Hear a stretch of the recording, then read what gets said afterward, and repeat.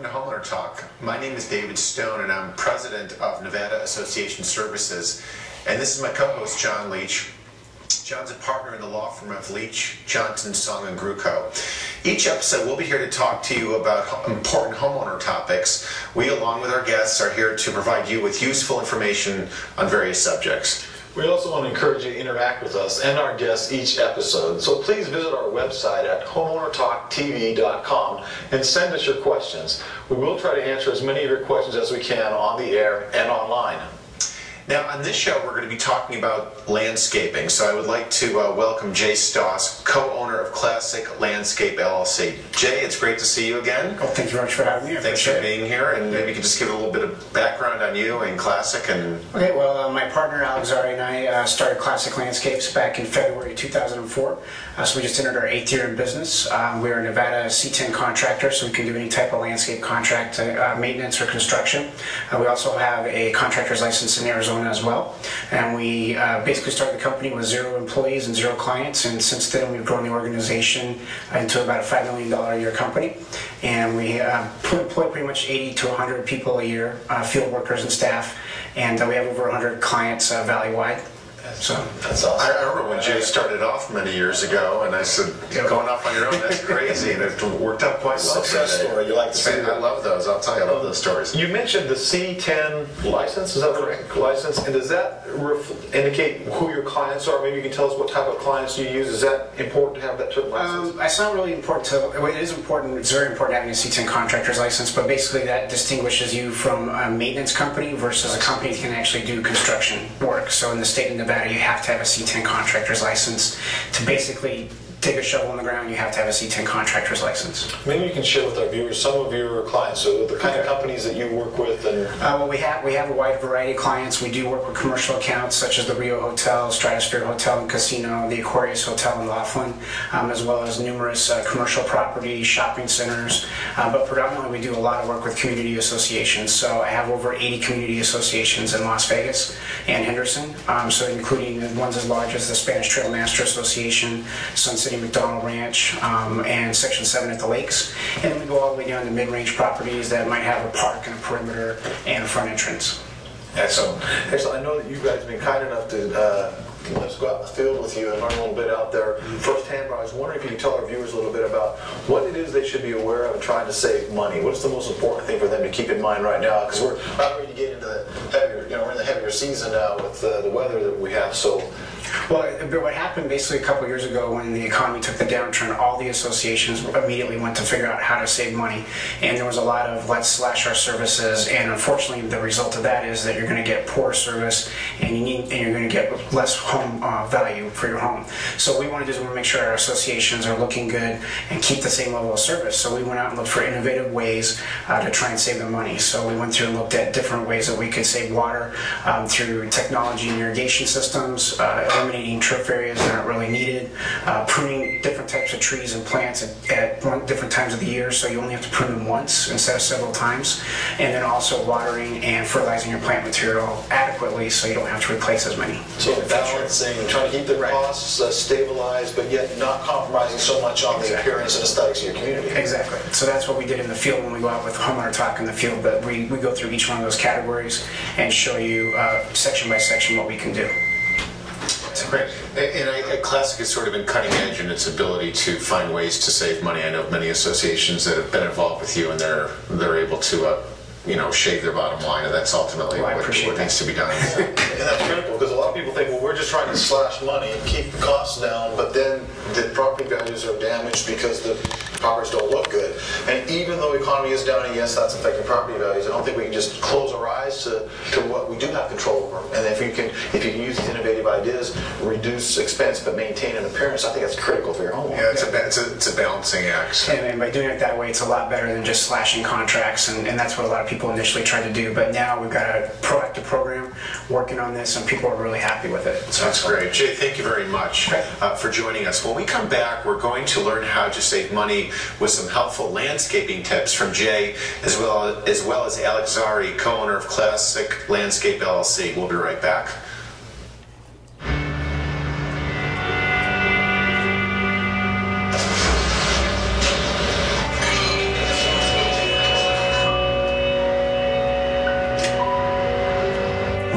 your GED diploma, the barriers in your life fall. Take the first step and get free GED information in your area at 1-877-38-YOUR-GED or yourged.org. Earn your GED diploma and begin your brighter future. It's a great time of year to enjoy your City of Las Vegas parks. So come out, relax, and have some fun with your family and friends. And when you do, remember, a new park ordinance is in effect. Go ahead and bring that cooler or picnic basket, but please, no glass beverage containers in any city park. Also, alcohol is only allowed in reservable picnic pavilions and special event areas. Find out more at lasvegasnevada.gov/reserve-a-park or call 229-6718. Now we'll get some really good tips from homeowner associations on how you can save money on landscaping with Alex Zari and Jay Stoss, co-owners of Classic Landscape LLC. A community gets a longevity out of their plant material in the long run by basically doing two things. One is adequately watering their plant material, and then second is actually fertilizing their plant material. And a lot of associations in the valley don't fertilize their plant material. So what we recommend to make that easier is to install a fertigation system. And basically what that is it's a tank, and that tank is put into the ground and it's connected to the main line. The actual fertilizer is put in the fertigation tank. The tank injects the fertilizer into the irrigation line. So what will happen is it actually regulates how much fertilizer goes into the main line. So for example, if you have a drip system, which is shown here, that drip system is actually feeding and watering its plant material at the same time. It's actually not very hard to manage this system. All it takes is a reminder twice a year to make sure that you come and you put the fertilizer into the system. You only want to fertilize basically in spring, around March, and then again in October in the fall. And what that'll do is that'll make sure that your plants are actually fertilized properly at the right times. And by doing that, the community is going to have less plant replacement costs in the future because it's being fertilized properly and watered properly. Updating the irrigation system is very important since they are coming up with new things every day. It's evolving from so many years. We've been here in Vegas doing landscaping. They move from brass heads to new nozzles and right now you have to keep up with that because what they are coming up, as you can see behind me, is a very good example of how an old system of spray heads is misting and the wind is taking it away, creating a lot of mist and runoff. And then this is the new system they are coming up with, which is called an oscillating system, minimizing, giving exactly what we need as water to the grass where it's needed and exactly what's needed without any waste involved in this. And this, of course, water is money, and if you're gonna save on water, you're gonna save more money, and that's a good thing to start with. And the old days they used to have always a sprinkler head shooting toward the plants, wasting so much water and hitting walls and hardscapes. Now if you have anything that is below, less than 3 feet or 4 feet, make sure you put a drip system there so the water is going directly to where you want it instead of destroying everything that is around it. Pruning the palm trees at the right time for a community is actually one of the most simplest ways to save money. Basically what happens is the palm tree begins growing right around the beginning of March.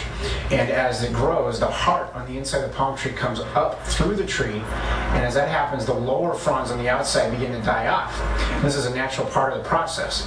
However, the first initial round of dead fronds shows up right around April, mid-April. There's a lot of associations that think that's the time to prune their palm trees. So they go out and they have somebody come and prune their palm trees. Then the palm tree continues to grow all the way until the end of June.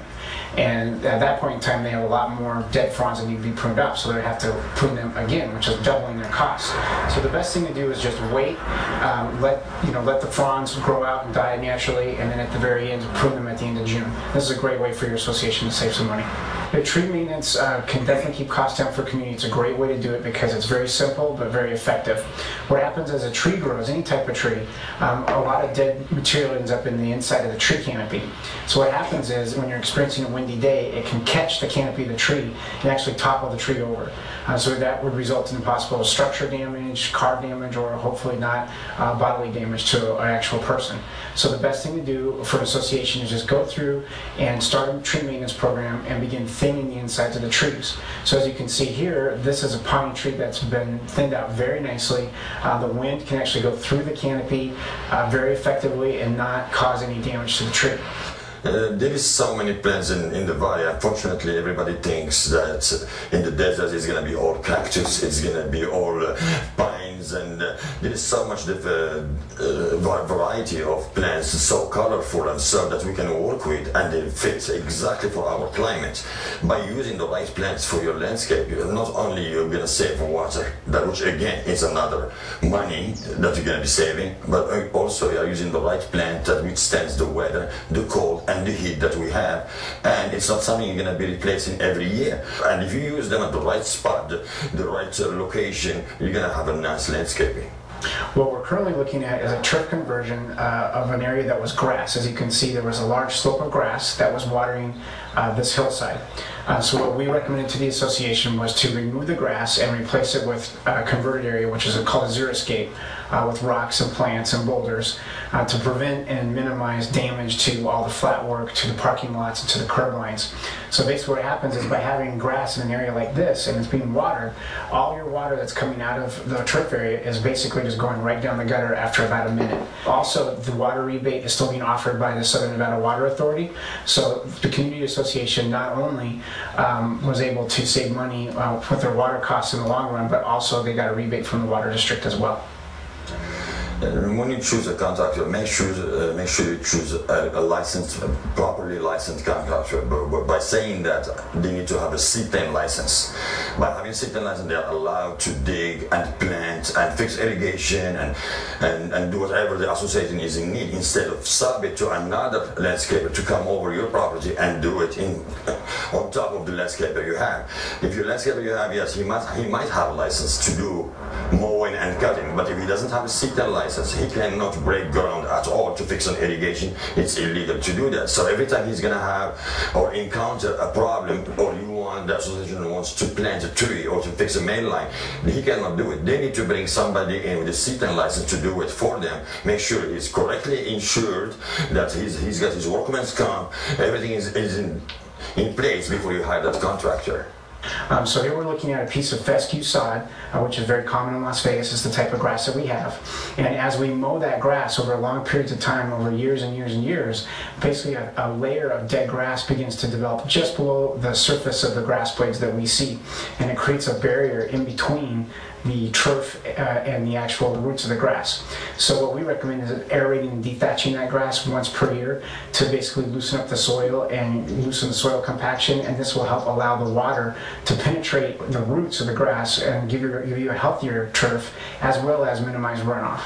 When an association or a community is trying to pick up a contract to hire a landscaper, they need to make sure to read the contract very clearly and make sure, okay, what is included in these landscape services? Is it a mow, blow, and a job, or everything else is going to be a la carte? So if they have a budget that says, okay, we have $2,000 a month of budget for landscape, it's going to end up at $24,000, for example, a year. Well, if they look at the end of the year, they're going to end up with $40,000, because everything that the landscaper did, he came in at a low price, but he's going to add everything to catch up on his thing. So every head is going to be added, every line is going to be added, everything is going to be extra. So make sure you pick up the landscaper that has all that kind of included, and what are the prices before you choose your line, so you don't end up in that situation.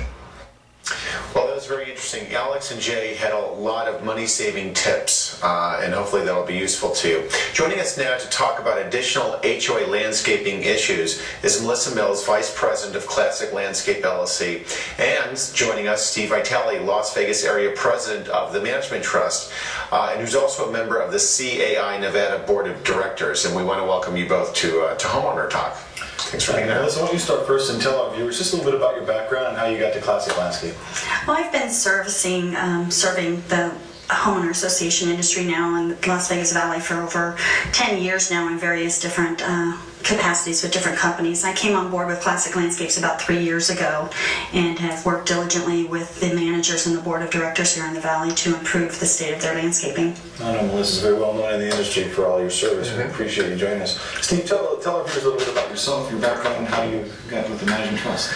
I've been in the industry now for about 20 years and worked for the Community Associations Institute for some time, and 6 years ago I started with Management Trust here in Las Vegas. We're the only employee-owned management company in the nation, and it's been quite an enjoyable experience for me. Good, thanks so much. Guys, Alex, a lot of stuff's happening in the economy these days. We just watched a great segment on landscaping issues, and Jay was here to talk to us a little bit about some of the challenges that we're confronted with. And I know you see a lot of this in your experience. So Melissa, maybe we can start with you. And there's a lot of foreclosed homes. There's a lot of cleaning up to be done. And how is this working? How is your company working in these situations to deal with these situations? Well, it's no big surprise that Nevada was one of the hardest hit economies in relation to the foreclosure market. But what a lot of people aren't talking about is the effect that these foreclosed homes are having on property values and the crime within our communities. So we work very hard with our board members and our managers of these homeowner associations to try to keep these foreclosed properties up within the line of the standards set forth by the community and their governing documents. And Classic Landscapes has been very proactive in initiating a foreclosure cleanup service, wherein depending on the quality of the property, the status of the property when we get involved, we can provide services which range anywhere from just mowing the lawn and possibly pulling some weeds to actually having to remove trees and dead plant material, cap off the irrigation, maybe replenish some rock, just to bring that property back into community standards and prevent it from being an eyesore. I mean, we know that these foreclosed homes, these vacant homes, are beacons for vandals and squatters, mischief makers in general, so we try to do whatever we can to help prevent that. We encourage our viewers to ask questions and to submit questions, and oftentimes the questions are probably better suited for our guests than they are for us. And we were wondering if we could just have you consider a question from one of our viewers. His name is Zach, and he submitted the question was, does a house need to be foreclosed upon by the bank for Classic to be able to come in and clean up the property? And if the bank does foreclose, will the bank pay you to maintain the property? Actually, the home does not necessarily need to be in foreclosure before we get involved. It just depends on what the governing documents outline as far as procedures that the board of directors and the management company need to take. We've been contacted to go on and clean up properties for a number of different reasons, although I must say that primarily the homes that we do provide services for are foreclosed on. Steve, I have a question for you. Tell me what are the steps that are taken to get a new landscaper involved? What are boards looking for? So I'm sitting on a board of directors. I'm unhappy with the landscaping, the service, the pricing. I come to you as my community manager. Where do we go from there?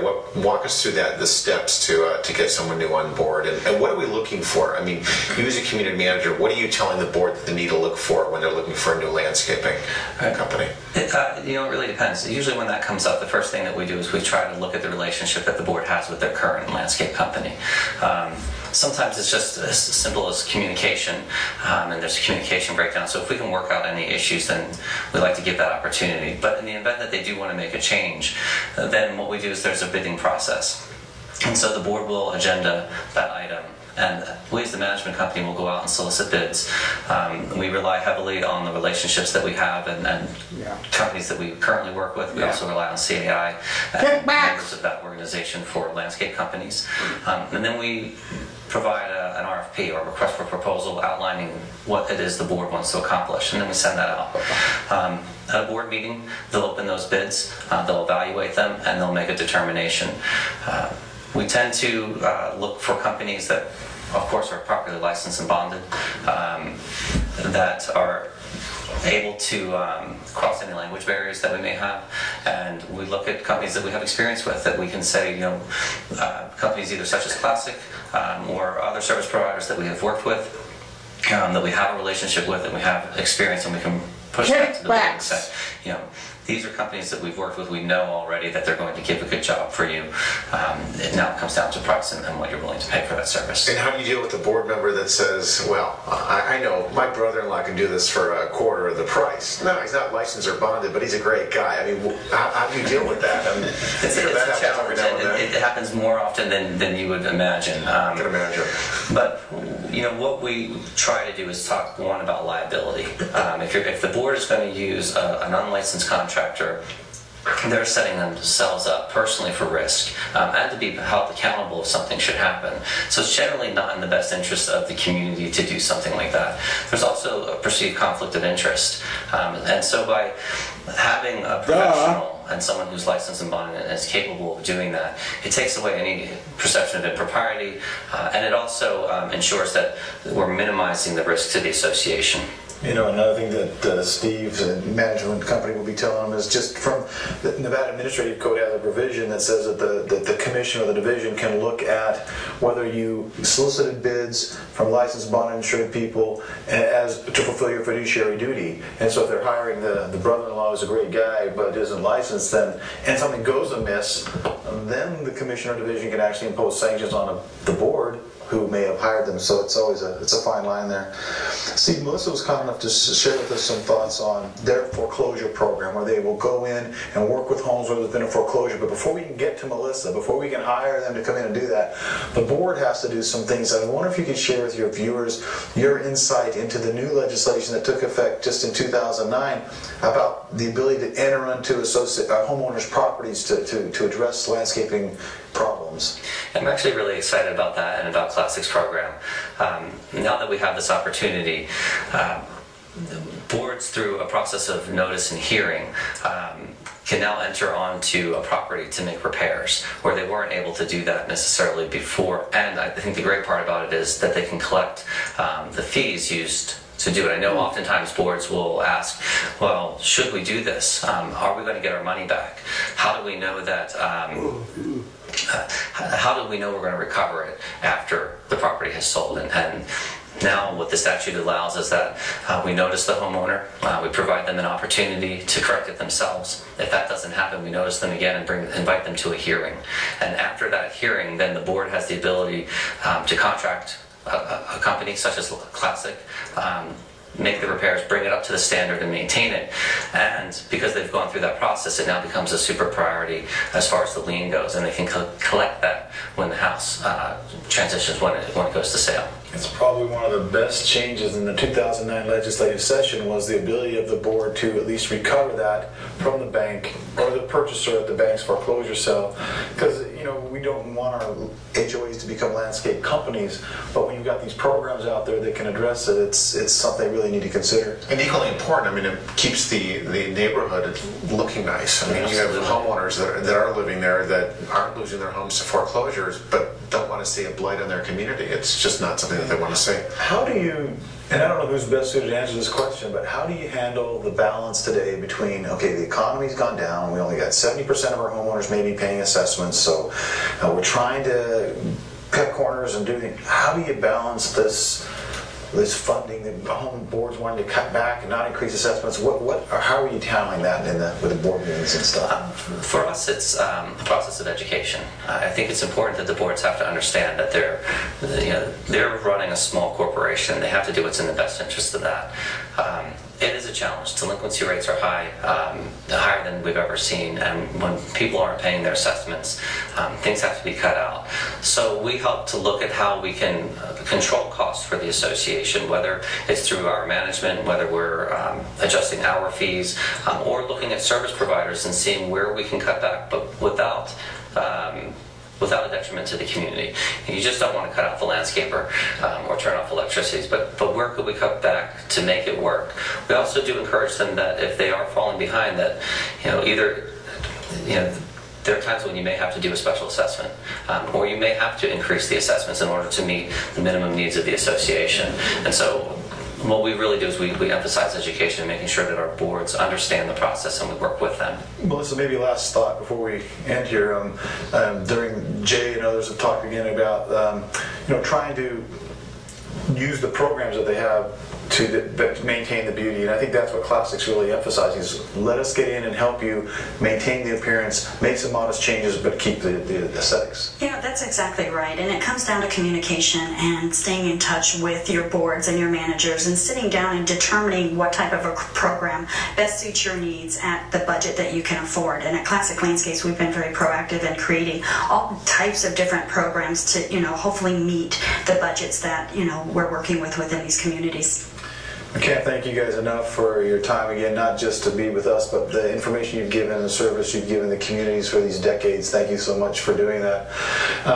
We're going to take a quick break, and when we come back, we'll have a little something extra for you. So Steve, please stay with us. I thought indoor tanning was safe. They said that tanning rings were less likely to cause a sunburn. What you need to know is UV light from indoor tanning can cause premature aging. And even worse, UV light can increase your risk of skin cancer, including melanoma, the deadliest form of skin cancer. In fact, current estimates are that 1 in 5 Americans develop skin cancer. And 1 person dies from melanoma about every hour. I don't want to be one of them. This message brought to you by the American Academy of Dermatology. Putting out your trash is so easy. Just take it to the curb and it's picked up for you on your assigned days. But wait, did you know that not all garbage should be picked up? That's right. Items like paint thinners, gasoline, waste oil, computers, pesticides, and pool chemicals should only be dropped off at these 2 locations, the Recycle Center or the Henderson Transfer Station. Make sure your household hazardous waste is taken away, not dropped at the curb. For more detailed information, go to republicservicesvegas.com. Welcome back. Through HomeownerTalkTV.com, we ask our viewers to send in questions.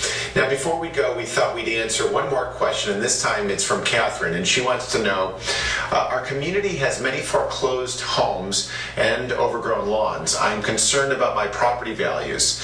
Do I have any legal recourse? John? Any thoughts on Catherine's question? Yeah, I think there's really 2 issues. First, I don't know if Catherine's on a board of directors, but if she's on a board in a common interest community, then the association does have some options. If the property is vacant, or if the property is in foreclosure by the lender, then the association has the right to enter into the property to make the repairs. As Steve Vitale said in our previous segment, there's a notice and hearing process, gives the association the right to enter the property and to be able to make the repairs to the exterior of the property, and then to treat it as a special assessment and ultimately part of the super priority lien. And now, if it's not vacant, and if it's not foreclosed by the lender, in foreclosure, then there's still usually a CC&R provision that will allow the association to enter the property. If Catherine's not a member of the board, she's a homeowner, and she has the right to be concerned about what's going on next door, yes, she has the right to enforce the CC&Rs. She does not have the right to enforce NRS 116 because that's an association right, but there is, the neighbor is not taking care of the property. She may have some recourse. Problem is the association's a lot better situated to address the issue than she is, so hopefully maybe with some little general chiding on her part, she might be able to get the board to step in and move on that. And maybe our next show should be about how to determine if a property is in foreclosure. That's a whole other. Good call. That's a whole other topic. Thank you very much. You know, we encourage all of our viewers to ask more questions through our website. We'd also like to thank our guests today, Jay Stoss, Alex Zari, and Melissa Mills of Classic Landscapes, and Steve Vitale of the Management Trust, and a board member of CAI Nevada. And that's all for this edition of Homeowner Talk. We'd like to thank all of our partners on this show. Of course, the Management Trust, Alliance Association Financial Services, Classic Landscapes LLC, Western Risk Insurance, and Nevada Association Services. Remember, you can always find information about this program, and you can also drop us a line at HomeownerTalkTV.com. Thanks for joining us, and we'll see you next time right here on Homeowner Talk.